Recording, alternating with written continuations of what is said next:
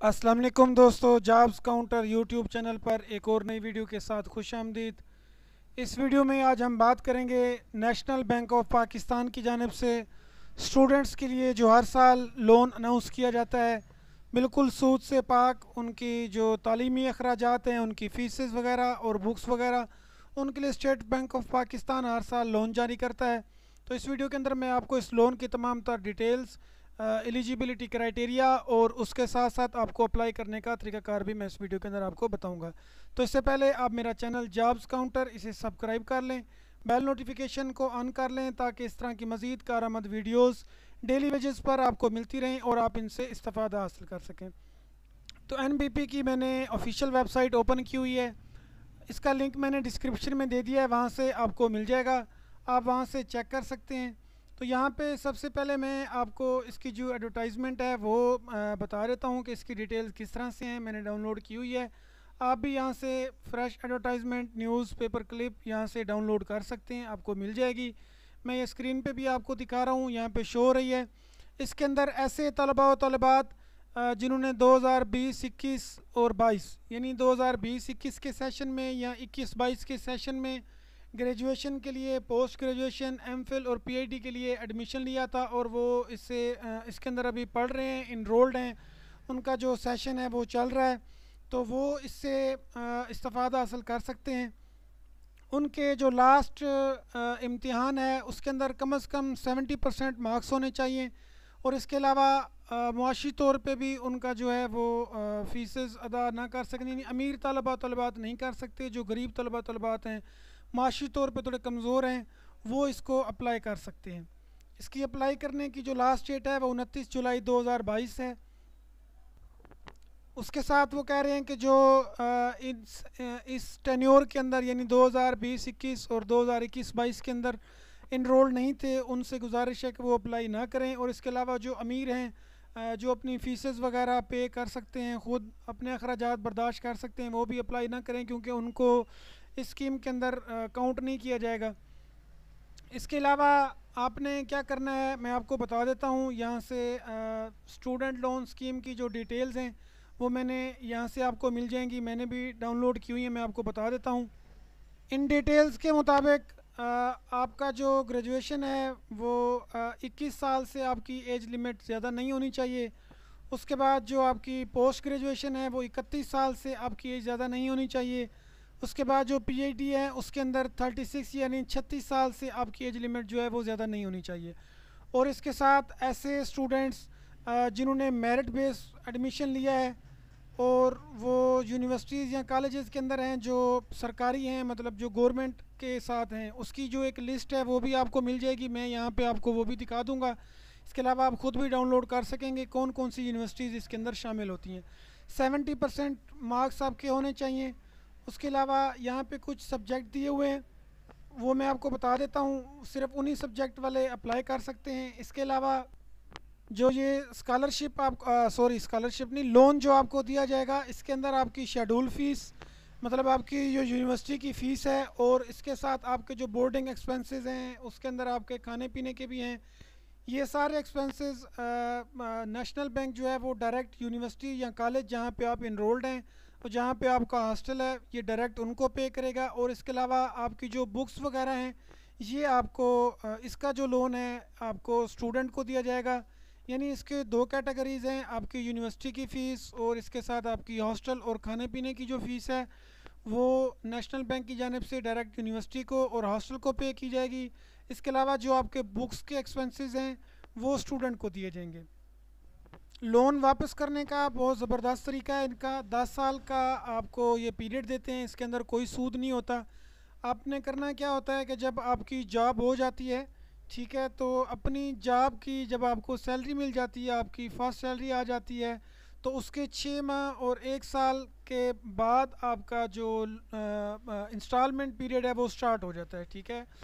तो आपने इसके अंदर जो सब्जेक्ट्स हैं वो इंजीनियरिंग, इसके बाद electronics, oil gas and petrochemical technology, agriculture, medicine, physics, chemistry, biology, molecular biology and genetics, mathematics और न्यूट्रल साइंसेस, दावा एंड इस्लामिक यानी कि एलएलबी, एलएलएम, शरिया वगैरह, computer science, information technology, information system और मतलब इसके मुतालिक जितनी भी हैं सॉफ्टवेयर वगैरह, economics, statistics and econometrics, business management science, commerce. तो ये सब्जेक्ट्स हैं जो जिनको ये लोन दिया जाता है। इसके अलावा मैं आपको बता देता हूँ अप्लाई जो आपने करना है, मैं भी आपको दरख्वास्त फॉर्म भी बताता हूँ आपने कहाँ से डाउनलोड करना है और फिल किस तरह से करना है, वो दोनों तरीके मैं आपको बताता हूँ। आपने एक स्टूडेंट जो है वो 2 सेट बनाएगा एप्लीकेशन के, कहाँ पे किस तरह से जमा करवाने हैं वो भी मैं आपको अभी बता देता हूँ। इसके बाद आपने दोबारा वेबसाइट पे आ जाए, यहाँ पे आपको अप्रूव कॉलेजेस यूनिवर्सिटीज़ की एक लिस्ट मिल जाएगी। ये मैंने डाउनलोड की हुई है, मैं आपको दिखा देता हूँ। आपने ख़ुद यहाँ से डाउनलोड कर लेनी है और अपनी यूनिवर्सिटी को, अपने कॉलेज को वहाँ से चेक कर लेना है। तो ये यहाँ पे लिस्ट मैंने आपकी स्क्रीन पे शो हो रही है। ये इस लिस्ट के अंदर जितनी भी यूनिवर्सिटीज़ और कॉलेजेस हैं ये सारे एलिजिबल हैं, इनके स्टूडेंट्स जो हैं वो अप्लाई कर सकते हैं। ठीक है, ये फेडरल की हैं, उसके बाद पंजाब प्रोविंस की हैं। पंजाब प्रोविंस के अंदर इन्होंने 56 यूनिवर्सिटीज़ रखी हैं। उसके बाद सिंध प्रोविंस के 26 यूनिवर्सिटीज़ हैं। इसके बाद केपी के प्रोविंस के अंदर 35 यूनिवर्सिटी हैं। बलूचिस्तान प्रोविंस के अंदर यहाँ पे 9 यूनिवर्सिटीज़ हैं। आज़ाद कश्मीर के अंदर 8 और गिलगित बल्तिस्तान की 1 यूनिवर्सिटी है। आपने क्या करना है, इस लिस्ट को डाउनलोड कर लेना है। ज़्यादा टाइम आपका ना लगे तो आपने यहाँ से सिंपली फाइंड कर लेना है अपनी यूनिवर्सिटी का नेम। ठीक है, तो आपको मिल जाएगा। अगर आपकी यूनिवर्सिटी का नेम मौजूद है तो आपने अप्लाई कर देना है। अप्लाई किस तरह से करना है, दोबारा वेबसाइट पे आ जाएं, यहाँ पे आपको एक एप्लीकेशन फॉर्म का ऑप्शन नज़र आ रहा है, इस पर आप सिंपली क्लिक करेंगे तो ये फॉर्म डाउनलोड हो जाएगा। मैं डाउनलोड करके आपको अप्लाई करने का, फिल करने का और सबमिट करने का तरीका बता देता हूँ। एप्लीकेशन फॉर्म मैंने डाउनलोड कर लिया, इस वक्त स्क्रीन पे आपको शो हो रहा है। सीरियल नंबर को आपने छोड़ देना है, डेट आपने लिखनी है। ठीक है, सीरियल नंबर की आपने टेंशन नहीं लेनी कि ये क्या है, ये बैंक के थ्रू आपका सीरियल नंबर लगेगा, आपने नहीं लगाना। तो यहाँ पे आपने कैपिटल वर्ड्स यूज़ करने हैं सारे के सारे। स्टूडेंट नेम, फादर नेम, उसके बाद CNIC ऑफ स्टूडेंट, इसके बाद permanent address of parents, guardian, house number, मोहल्ला, पोस्ट ऑफिस, तहसील, डिस्ट्रिक्ट, सिटी, प्रोविंस। ठीक है, इसके बाद नेम ऑफ इंस्टीट्यूशन, अपने कॉलेज और यूनिवर्सिटी का नेम। इसके बाद फैकल्टी, डिपार्टमेंट, आपका जो सब्जेक्ट है, जो फैकल्टी है और जो डिपार्टमेंट है, ये दोनों लिखने हैं। इसके बाद यहाँ पे आपने सिग्नेचर करने हैं और यहाँ पे आपने जो रिसीविंग ऑफिसर है विद ब्रांच स्टैम्प, आपने क्या करना है, इसको फिल करके आपके सिटी के अंदर जो नेशनल बैंक की ब्रांच मौजूद है, ये दोनों कापीज़, 2 कापीज़ आपने बनानी है, 2 कापीज़ आपने फिल करनी है। ये दोनों कापीज़ आप लेकर नेशनल बैंक के जो उसका मैनेजर है उसके पास आप लेके जाएंगे, वो इसको अटेस्टेड भी करेगा और वही इसको सबमिट भी करेगा। इसके बाद इसका सेकंड पेज है, ये स्टूडेंट कॉपी है। ये जो थी ये ऑफिस कॉपी थी। स्टूडेंट कॉपी भी आपने बिल्कुल सेम एज जैसे आपने पहले वाली मैंने बताया उसी तरह से आपने फिल करनी है। इसके बाद आपका एप्लीकेशन फॉर्म है इन डुप्लीकेशन के अंदर। ठीक है, आपने यहाँ पे नेम ऑफ एप्लीकेंट लिखना है, कैपिटल लेटर्स के अंदर यहाँ पे लिखा हुआ है। इन बॉक्सेस के अंदर एक एक स्पेलिंग लिखना है। उसके बाद सन ऑफ, डॉटर ऑफ यानी फादर नेम। इसके बाद परमानेंट एड्रेस इन्हीं बॉक्सेस के इन 2 के ऊपर आपने लिखना है। इसके बाद आपने फ़ोन, ईमेल वगैरह यहाँ पे पुट कर देना है और टेम्परेरी एड्रेस, इसके बाद फ़ोन, ईमेल। इसके बाद आपने डेट ऑफ बर्थ यानी यहाँ पे डे लिखना है। फॉर एग्ज़ाम्पल आप हैं 1 जनवरी तो 01, उसके बाद मंथ आ जाएगा 01 और यहाँ पे आपने ईयर लिख देना है। गार्डियन नेम, गार्डियन नेम अगर आपके फादर हैं तो आप उनका नेम लिखेंगे, अगर आपकी वालिदा हैं तो उनका लिखेंगे, अगर आपके वालिद नहीं हैं, आपके अंकल या आपके बड़े भाई या आपके कोई रिलेटिव हैं तो उनका नेम लिखेंगे। यहाँ पे आपने लिखना है पेरेंट्स, गार्डियन, प्रोफेशन, वो क्या काम करते हैं। इसके बाद आपने यहाँ पे लिखना है parents guardian income RS gross. Gross का मतलब होता है जो उनकी टोटल इनकम है। ठीक है, ये मंथली आपने यहाँ पे लिख देनी है, 20,000, 30,000, 40,000। लेकिन जो अभी गवर्नमेंट का स्केल है उसके मुताबिक 48,000 अगर आपकी इनकम कम है तो आप इस स्कॉलरशिप के लिए एलिजिबल हैं। 48,000 से अगर आपके फादर की या गार्डियन की इनकम कम है मंथली तो आप इसके लिए एलिजिबल हैं। ठीक है, उस तरह वैसे जो मतलब इसके अंदर फैसिलिटीज़ होती हैं वो 52 तक होती हैं। पर अनम आपने पर ईयर इनकम यहाँ पे लिख देनी है। उसके बाद आपने यहाँ पे कंप्यूटराइज CNIC नंबर लिखना है अपने फादर या गार्डियन का। उसके बाद यहाँ पे कॉलेज या यूनिवर्सिटी का नेम जहाँ पे आप अभी मौजूदा पढ़ रहे हैं उसका नेम लिखना है।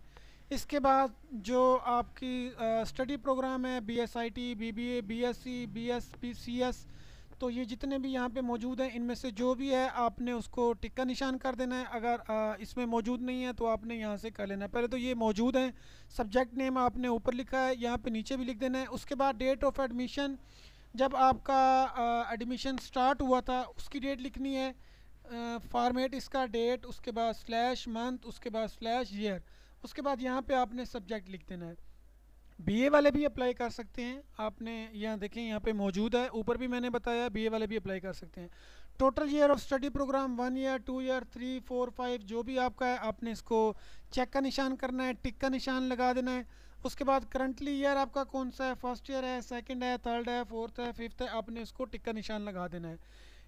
अभी मैं आपको एक और चीज़ बता दूं कि अगर आपने BS 2020-21 या 2020-21 और 21-22 के अंदर फाइनल किया है और आप अभी अभी जो है आप MS या MPhil कर रहे हैं तब भी आप एलिजिबल हैं, आप तब भी इसमें अप्लाई कर सकते हैं।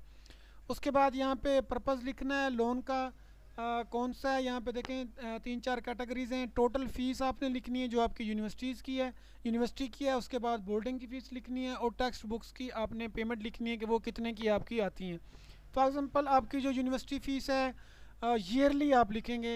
अगर आपकी ईयरली फ़ीस जो है वो 50,000 है तो आपने 50,000 लिखना है। बोर्डिंग एक्सपेंसेस आपके ईयरली 70,000 हैं तो आपने 70,000। अगर आपकी ईयरली बुक्स जो हैं वो 30,000 की तो वो यहाँ पे आपने लिखनी है। इसके बाद एस्टिमेटेड लोन आपने लिखना है, रिक्वायर्ड आपको कितना है। एस्टिमेटेड मैं आपको थोड़ा सा इसका बता देता हूँ। फॉर एग्ज़ाम्पल आप जो हैं आपकी टोटल जो फ़ीस है बोर्डिंग की, उसके साथ यूनिवर्सिटी की और उसके साथ बुक्स की, वो आपका टोटल बजट बन जाता है साल का 2 लाख का, ठीक है। और आपके पास आप जो इजीली अफोर्ड कर सकते हैं वो 50,000 हैं, तो बाकी आपको 1.5 लाख चाहिए कर्ज़ के लिए, तो आपने यहाँ पे वो लिखना है, ठीक है। अब आप इसको 3 साल पे या 2 साल पे या 4 साल पे बना लें। आपको 1.5 लाख पर साल चाहिए, तो आप ईयरली लेना चाहते हैं, 2 ईयर का लेना चाहते हैं, तो आपने उस हिसाब से इस वाली फॉर्मेट को 6 नंबर को आपने फ़िल कर लेना है। इतना आप फ़ीस की मद में चाहते हैं, इतना आप बोर्डिंग और इतना आप टेक्स्ट बुक की मद में चाहते हैं, ठीक है। मैंने आपको पहले बता दिया आपकी फ़ीस, यूनिवर्सिटी फ़ीस और बोर्डिंग एक्सपेंसेस जो हैं वो डायरेक्ट उन्हीं को देंगे और बुक्स के जो पैसे हैं वो आपको दिए जाएंगे। इसके बाद आपका स्टेट ऑफ डिटेल है एग्ज़ामिनेशन पास का, SSC से ऑनवर्ड, यानी यहाँ पे आपने मैट्रिक लिखना है, नेम ऑफ एग्ज़ामिनेशन, नीचे आप FSC लिखेंगे, नीचे आप ग्रेजुएशन लिखेंगे, ठीक है। और यहाँ पे नेम ऑफ बोर्ड और university, year of passing, total marks, obtain marks और ग्रेड डिवीज़न। इसके बाद आपने इसके अलावा अगर आपको कोई और स्कॉलरशिप आपके पास मौजूद है या कोई और वजीफ़ा आपको मिल रहा है तो वो यहाँ पे आपने बताना है, अगर नहीं है तो आपने इसको नो कर देना है। यहाँ पे आपने डेट लिखनी है और यहाँ पे आपने सिग्नेचर कर देनी है। इसके बाद है आपका certificate from MBP branch manager. ये आपने नेशनल बैंक ऑफ पंजाब जो आपके सिटी के अंदर मौजूद है, अगर आपके सिटी के अंदर नहीं है, आप किसी गांव में रहते हैं, तो आपके तहसील सिटी के अंदर, अगर तहसील सिटी में भी अवेलेबल नहीं है तो आपके डिस्ट्रिक्ट सिटी के अंदर तो मौजूद होगी। ये आपने वहाँ से फिल करवानी है। यहाँ पे आपका नेम, फादर नेम उसके बाद रेजिडेंट ऑफ हाउस, यहाँ पे आपका एड्रेस आ जाएगा। उसके बाद पेरेंट्स का CNIC नंबर, स्टूडेंट का CNIC नंबर और टेलीफोन सेल नंबर, ठीक है। यहाँ पे आपने जो बैंक ब्रांच मैनेजर है उससे आपने तस्दीक करवानी है। तो इस तरह से ये आपका जो फॉर्म है ये फिल हो जाएगा। ये आपकी 2 कापीज़ होंगी, एक कापी जो है, दोनों कापी आप बैंक के अंदर जमा करवाएंगे। उसके बाद यहाँ से बैंक मैनेजर से अटेस्टेड करवानी है। ये आपका जो लास्ट फॉर्म है, ये अटेस्टेशन फॉर्म है, ये आपने वहाँ पे जमा करवा देनी है। उसके बाद यहाँ पे कुछ लिखा हुआ है कि आपका जो कमेटी है, इसकी जो कमेटी होती है ब्रांच मैनेजर उसके अंदर शामिल होता है, वो आपकी रिपोर्ट बनाएगा। उसके साथ जो कुछ मेंबर्स होते हैं वो उनको बैंक से आपको इन्फॉर्मेशन मिल जाएगी, ठीक है। तो वो अपनी कमेटी के अंदर आपका जो केस है उसको डिस्कस करेंगे। अगर बैंक वाले आपसे वालिद की सैलरी वगैरह या आपकी जो इनकम सर्टिफिकेट है वो आप मंगवाएंगे, तो वो आपने अगर सरकारी जॉब है तो आपने इनकम, आपकी जो सैलरी है उसकी पे स्लिप दे देनी है। अगर आपकी कोई बिज़नेस वगैरह है या खेती बाड़ी है तो आपने ओथ कमिश्नर से एक 50 रुपये का स्टाम्प पेपर ले लेना है। उसके ऊपर आपने तहरीर दर्ज करवा लेनी है कि आपकी जो मंथली इनकम है गार्डियन या फादर की वो 30,000, 35 या जो भी आपकी है वो आपने साथ में जमा करवा देनी है। ये कमेटी के जो बोर्ड होता है वहाँ पे आपकी जमा होती है। तो इसके साथ आपका यहाँ पे लास्ट में जो इशूड है, यहाँ पे आपने सर्टिफिकेशन है, बल्कि सॉरी ये वही है जो मैं आपको बता रहा हूँ इनकम सर्टिफिकेट, ठीक है। आप बेशक इसी को फिल कर देंगे इनकम सर्टिफिकेट के तौर पे। मैं आपको बता देता हूँ किस तरह से करना है। यहाँ पे नेम, फादर नेम, और उसके बाद यहाँ पे स्टूडेंट का नेम, कहाँ पे स्टूडेंट पढ़ रहा है। यहाँ पे आपके वालिद या आपका गार्डियन का नेम आएगा, उसका फादर नेम आएगा, ठीक है। यहाँ पे आपका नेम आएगा स्टूडेंट का, और कौन से ईयर में हैं आप, और इनरोलमेंट नंबर यहाँ पे आ जाएगा। और नीचे आपने पढ़ते जाना है, और उसके साथ यहाँ पे जो आपकी फीसेस वगैरह हैं और जो इनकम वगैरह है ये सारी आपने फिल करनी है। उसके बाद ये आपने वाइस चांसलर जो आपका यूनिवर्सिटी का है उससे आपने अटेस्टेड करवाना है ये पूरा का पूरा फॉर्म, ठीक है। ये किस्म की आपका करैक्टर सर्टिफिकेट भी है और एक किस्म की आपकी इनकम सर्टिफिकेट भी है। जो मैंने आपको पहले अभी बताया है स्टाम्प पेपर के ऊपर, वो भी आप साथ लगा दें, ये भी आप साथ लगा दें, दोनों लगा दें, कोई इशू नहीं है, ताकि आपकी जो फ़ाइल है वो बिल्कुल स्ट्रॉन्ग हो जाए। और यहाँ पे कुछ एक्सप्लेनेशन है, ये भी आपने पढ़ लेनी है। ये वाला जो लास्ट फॉर्म है पेज नंबर 5, ये आपने अपनी यूनिवर्सिटी से फिल करवाना है, अपने वाइस चांसलर से, ठीक है। तो उम्मीद है आपको तमाम चीज़ें समझ में आ गई होंगी। अगर आपको कुछ चीज़ समझ नहीं आई है तो आप कमेंट्स में पूछ सकते हैं, मैं आपको रिप्लाई कर दूँगा। मेरी वीडियो को लाइक कर दें, शेयर कर दें। अपना बहुत ख्याल रखें। अल्लाह हाफिज़।